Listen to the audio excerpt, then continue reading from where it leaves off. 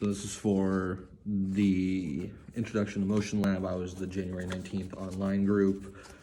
I am currently talking about what was done between the trials and whatnot, and my conclusion from doing all the trials and what was expected and unexpected for the results was the difference between velocity and what intervals you use and how much it changes, different numbers and whatnot.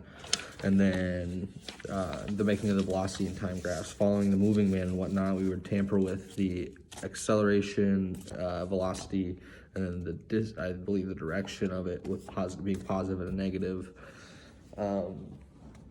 We noticed that when the acceleration was positive, but the velocity was higher than that, going negative, it would go backwards in the sense towards the tree in the lab, and then vice versa. If the acceleration was negative and the velocity was positive, it would go towards the house. So collectively from that group, I learned that that velocity and acceleration kind of go hand in hand. They work against each other sometimes, but they also work with each other sometimes. And then they also help move at a constant speed and whatnot during certain points in time. So I know that with the position and time graphs we did with the lab, that I noticed that position and velocity kind of go hand in hand, and so does acceleration. So that was good to know.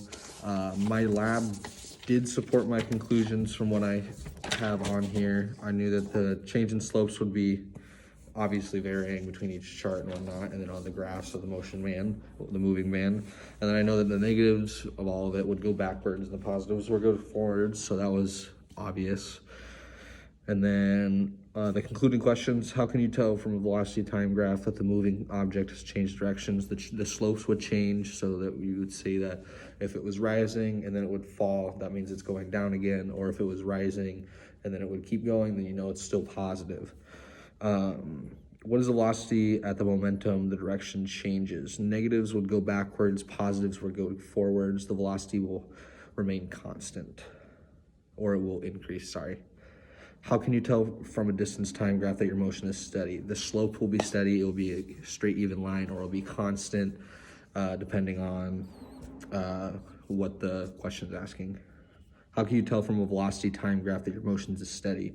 It's a steady rise or a decline in time, so you'll notice on the chart it's either, once again, going up or down, a straight line, or constant right across the graph. When the acceleration is 0, can the object be moving? Yes, because velocity can be the same variable, just no increasing acceleration.